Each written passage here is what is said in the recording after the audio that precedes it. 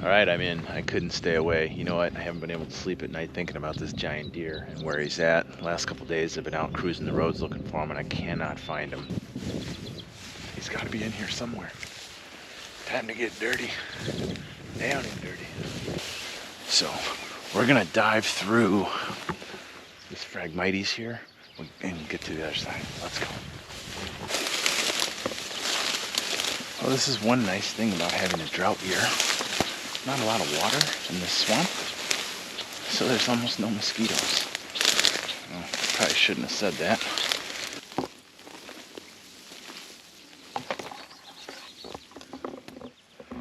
Well, definitely a bed right on the edge of the fence.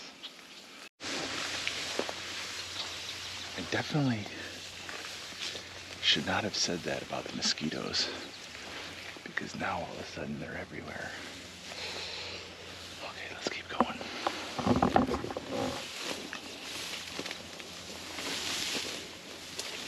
One thing I love about these swamps is head-high willow.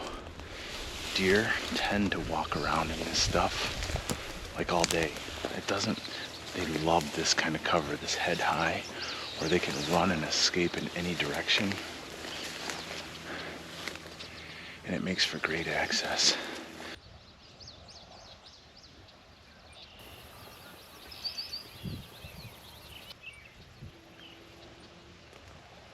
So, the other thing I was thinking about with this property, you cannot see in it at all. You can see one edge.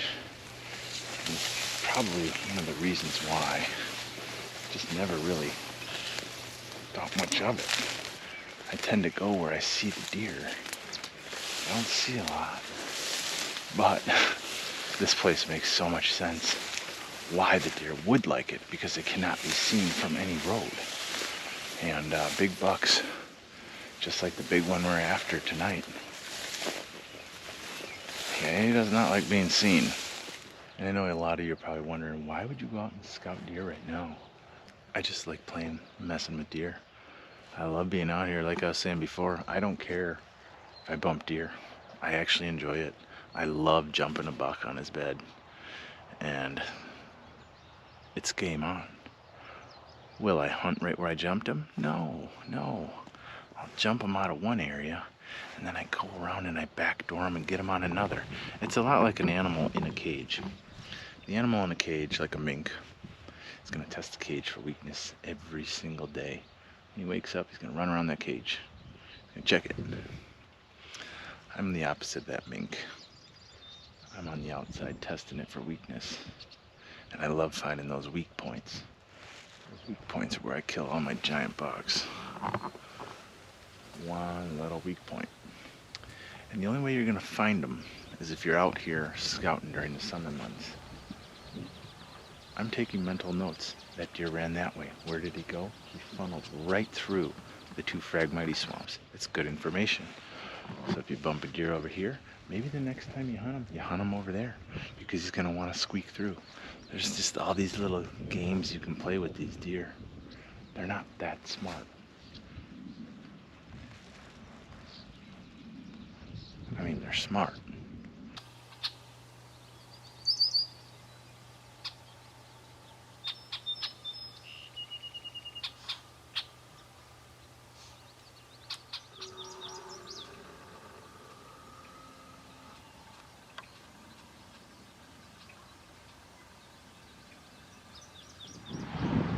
Alright, well today I'm going to switch gears a little bit, come looking for this deer, a little bit different piece of property. This is another property that I can hunt. It's probably about 2.5 miles from where I found his, one of his sides. The deer covers about a 3-mile range, and this is kind of out on the edge of it. But it is, like I said, another piece of property that I can hunt, and there are quite a few big deer here, and typically they do summer here. It's just basically an old overgrown nursery. So the trees are all basically in rows. It's all been left abandoned, and there's a lot of fruit trees, browse, soft woody type plants, and soybeans across the street. So what I'm going to do is take this thing row by row and see if I can catch some bucks, potentially coming from the back. They typically will bed about 200 yards from the road this time of the year, and then they'll filter through here. So I'm gonna see if I can catch a couple of them, see what's in here, see if the big boy's in here. Try to lay eyes on some good bucks, and just start figuring out what they're doing. Question is, I hear a bunch of blue jays over there. Does that mean there's deer there? Or do blue jays only squawk at them in the fall? I don't know. Not sure. But I'm gonna probably walk to the end of this row. Maybe just set up by the pond and see if anything comes in to get a drink.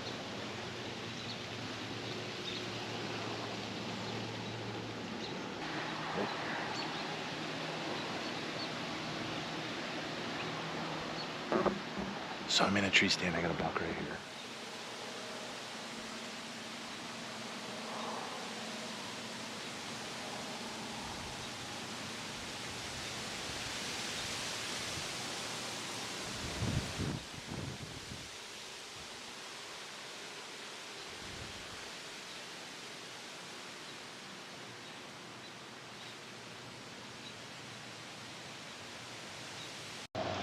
That's pretty cool, watching that buck walk over that hill. That hill is my ground blind. He literally walked right through my ground blind. It's just a makeshift, kind of I got like a little rise.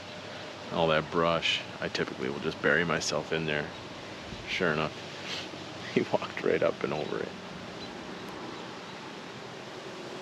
Like a billy goat thing. So anyway, I'm gonna get out of here for now and then jump to the road, maybe catch something on the way out.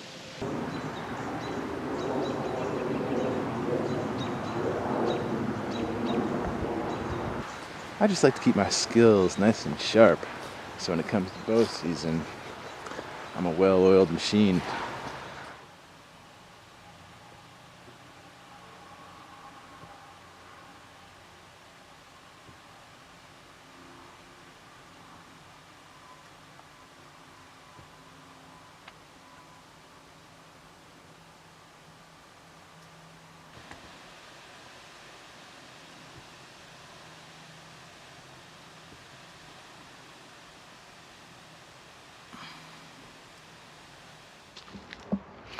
All right, well, as I was walking out of that property, I wound up encountering that really nice buck that was not the big deer, but I definitely think that deer was a big shooter.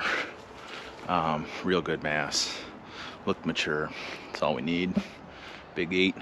So anyway, I'm diving into another piece of permission property here today. First time I've been here in a while. There's beans. There's an interior field, so historically this place has always been really good early season. The beans got planted late this year, so hopefully they remain green. Hopefully there's a nice bachelor group in here. So I cut a little access trail because this property is just a few different fence rows, and then 3 little fields. So this is one of the fence rows. I've got my access, which is amazing, but we had some tornadoes roll through here and knocked a lot of the big trees down, branches everywhere. So this is one of my chores. I've got to get this cleaned up. Oh yeah, I'm gonna creep right to this field edge. I got a ton of bug spray on. Oh yeah, by the way, while we're on bug spray, when you have, when you're out summer scouting and you have binoculars, don't spray them with bug spray. Don't get them get it on the glass. Don't be anywhere around your binos with bug spray. It ruins the glass.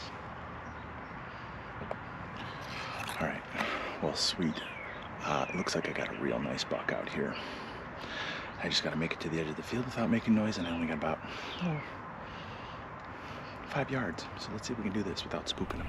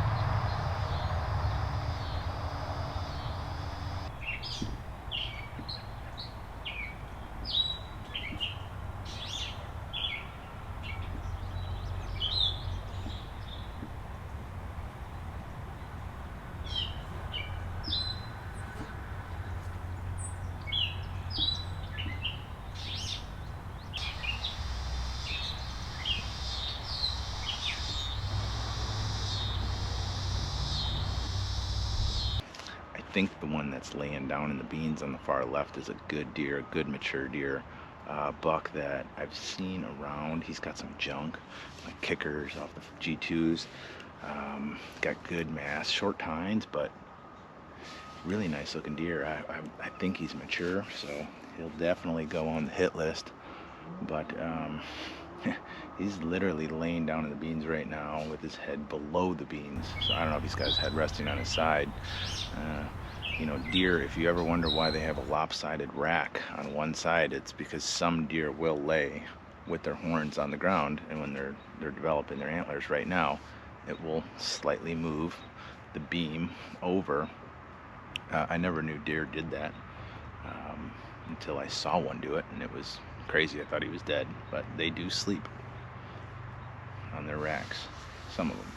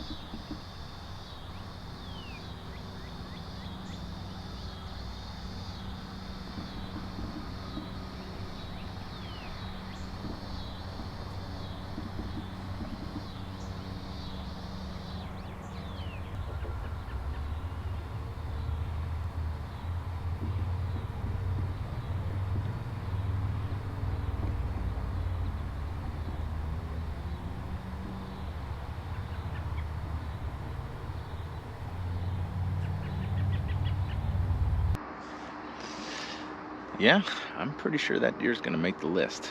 You know, he's not a monster. He might be 3, he might be 4, but when it comes down to bow hunting on the ground with ghillie suits, it's all about the hunt and the experience. That's a good deer, a mature deer. He's lived a long time for a whitetail in a heavily, heavily hunted area.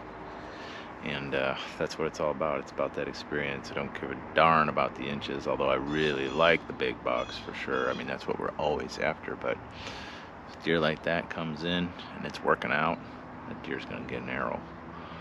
And like I said, he's a prime, he's a big buck for Jack. So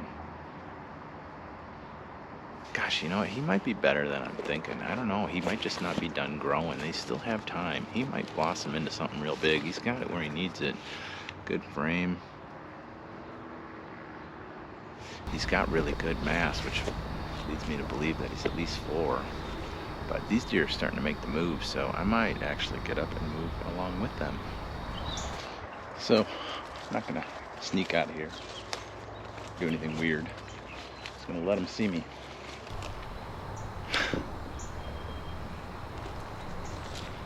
They don't care.